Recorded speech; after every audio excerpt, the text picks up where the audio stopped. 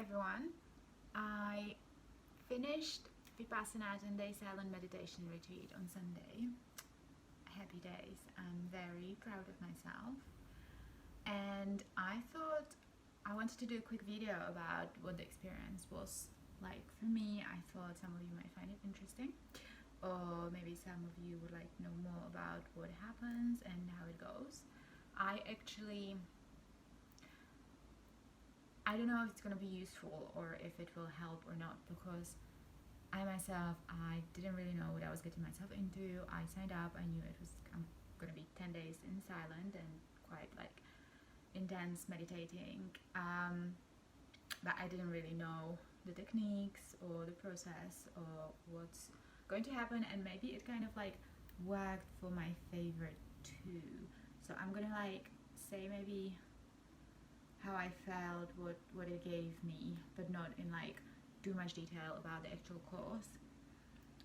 I needed a break, that's why I signed up. I just needed like a little bit of silence, like things were getting busier for me with work, which is amazing, but I could feel I was getting really overwhelmed and quite reactive and quite emotional.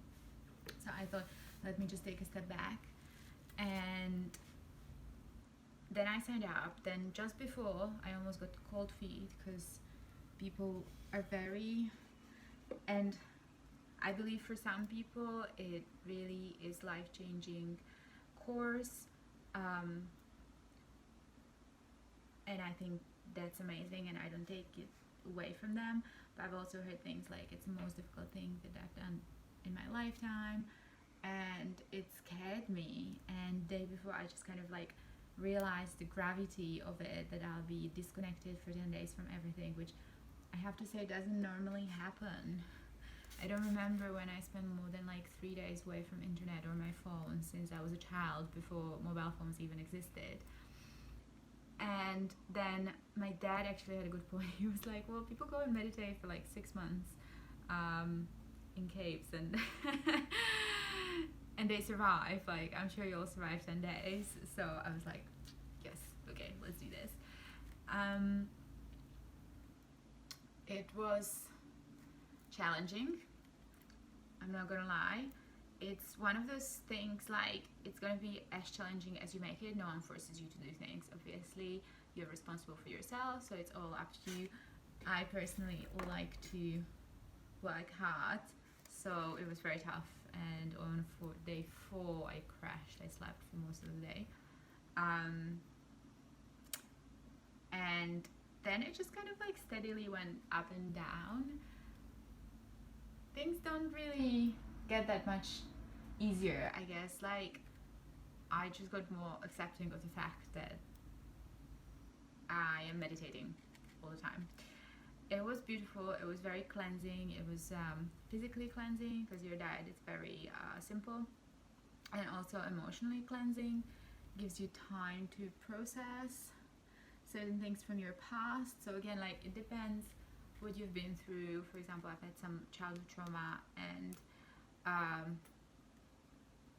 I used it to like process that as well, just to give you warning. Like, it can get very emotional if you've been through something like that in the past, but I think it's worth it. It's worth like understanding where you're at, and just like letting your emotions out if you need to.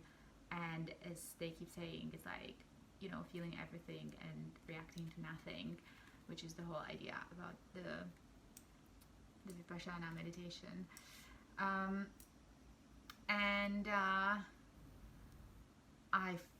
When it finished, I just felt so happy and so just incredibly aware, incredibly focused, to the point when, like, for the next couple of days, I swear to God, I went a little bit manic, because everything just seemed to go really smoothly. Like, whatever task I decided to give myself, I was so focused only on it that I would just do it much faster than I would normally do.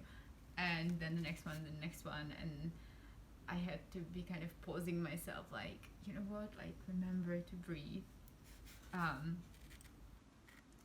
Funnily enough, I finally understand the phrase I am breath.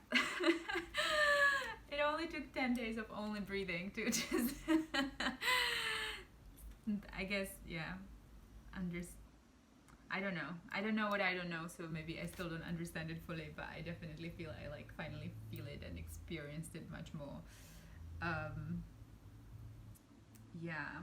And overall, I would really recommend it, you know?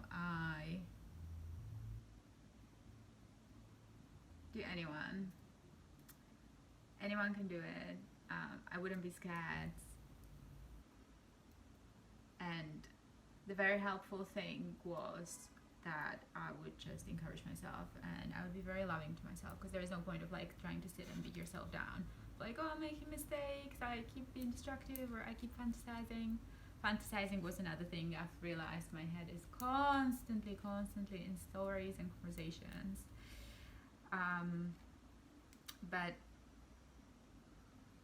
anyway, back to the point is that be super gentle and super kind, and I took it as a game of learning about myself and learning about myself and seeing what I'll be able to notice, what, yeah, just getting to know myself again. I feel like every few years it's good to do these things. Okay, so I think that's all.